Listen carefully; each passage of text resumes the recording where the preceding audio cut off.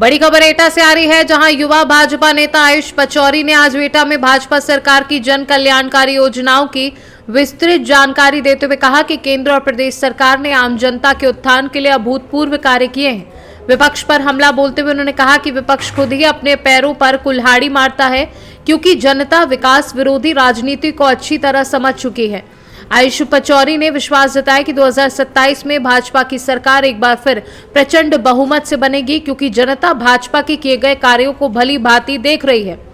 उन्होंने कहा कि जलेसर और आसपास के क्षेत्रों में भाजपा सरकार के कार्यकाल में अनेक मार्गों का कायाकल्प हुआ है, जिससे आवागमन सुगम बना है और क्षेत्र के विकास को गति मिली है। विपक्ष को 2 बार नकारा है, 2017 में नकारा, 2022 में नकारा।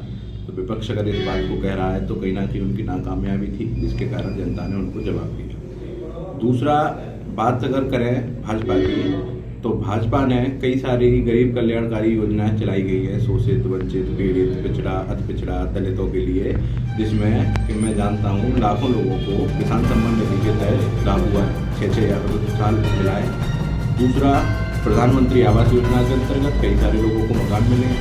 तीसरा, कि जो व्यापारी वर्ग है उसके लिए बहुत बड़ा एक फैसला लिया था अभी कुछ दिन पहले कि जीएसटी को घटाने का काम भाजपा की सरकार ने किया है। तो इन सारी चीज़ों को देखते हुए मुझे जो नज़र आता है वो यही आता है कि कहीं ना कहीं फिर से प्रभावशाली होगी भाजपा विपक्ष के ऊपर, क्योंकि वो सही तरीके से काम नहीं कर पा रहे थे, तब उनको जवाब जनता ने दिया।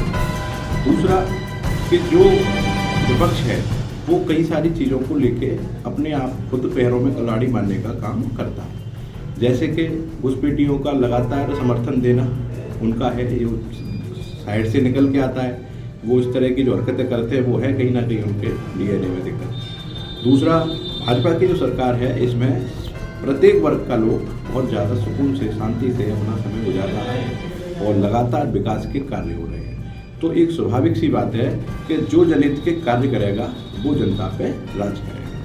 तो इन सारी चीज़ों को देखते हुए आयुष्मान कार्ड का कार्य है बहुत बढ़िया से चल रहा है और कई सारे लोगों को राशन का लाभ मिल रहा है। सड़कें जितनी भी है बहुत बढ़िया नवनिर्माण सड़कों का हो रहा है। उसके बाद में बहुत सारे हाईवे निकल रहे हैं। लगातार मैं बहुत दूर तक दृष्टि से देखता हूँ तो विकास के कार्य की जो गति है वो लगातार दिन बाई दिन बढ़ती चली जा रही है, ना कि गिरावट की जगह। तो ऐसे में बहुत ज़्यादा मुश्किल होगा विपक्ष के लिए कि सरकार का सामना कर पाना। पचौरी जी, जैसे आप जलेसर से बिलोंग करते हैं, जलेसर के लिए क्या दिया भाजपा सरकार ने? जलेसर के लिए सबसे पहले तो मैं जानता हूँ शासनिक रोड नहीं था हमारे यहाँ, तो जलेसर से शासनिक के लिए जो सड़क जाती है वो भाजपा की सरकार से हमको मिली है। दूसरा एक हाथरस रोड है, जो हाथरस रोड था वो कई सालों से बिल्कुल बेहद गड्ढा, मतलब गड्ढामय रोड था। सड़क जो थी वो गड्ढों में थी, सड़क में गड्ढे नहीं थे। तो दूसरा हाथरस वाला जो सड़क है वो हमको बढ़िया तरह मार्ग बना के दिया है। तीसरा फिरोजाबाद जो रोड था वो भी हमें बढ़िया तरह बना के दिया है। चौथा सिकंदराबाद जो मार्ग था वो भी सलीके से बना के दिया है। 5वां एटा वाला जो रोड था वो भी हमें बढ़िया तरह बना के दिया है। 6वां बात जो थी आगरा रोड की, उसके लिए हाईवे के लिए चल रहा था कार्य, जो कि कुछ समय से रुका हुआ है। तो लगातार प्रयास जारी है मंत्री जी का और भी अन्य प्रतिनिधियों का, तो वो कार्य भी होगा। पर मैं जानता हूँ 6 से 7 सड़कें हमें भाजपा की सरकार ने दी है। उसके अलावा 1-1.5 किलोमीटर के जो टुकड़े थे हमारे, जैसे कि एक रास्ते में मेरा गांव पड़ता है नगला वजन, वहाँ का करीब 3 किलोमीटर का टुकड़ा था, वो लगातार सरकार ने कराया।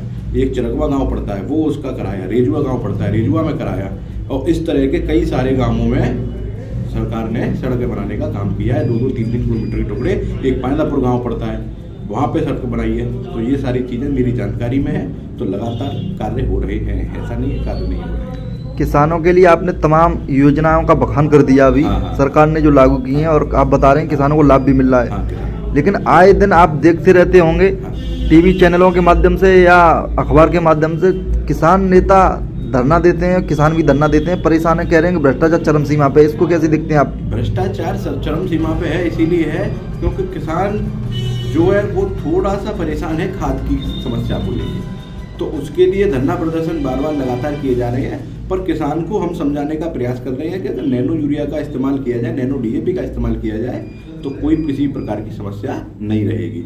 दूसरा जो समस्या जो आ रही है वो मेरे नज़रिए से जो मैं देखता हूँ कि जब हम सरकार के माध्यम से विदेशों से जो मटेरियल खरीदते हैं, चाहे वो यूरिया हो चाहे वो डीएपी हो, तो उसमें क्या होता है कि बहुत लंबे पैमाने पे हमको सब्सिडी देनी पड़ती है।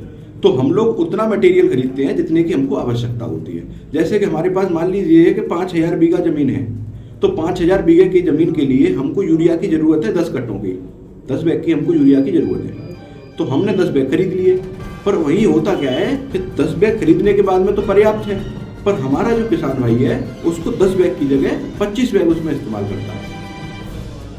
मतलब एक उदाहरण के तौर पे मैंने आपको बताया है कि हमको जो जितने मैट्रिक टन की जरूरत होती है उतना माल हम खरीदते हैं, पर वो उतना माल कम जगह में लगाने का काम करता है, जिसके कारण खाद की समस्या आती है बार बार, जिसका सामना किसान भाइयों को थोड़ा बहुत करना पड़ता है।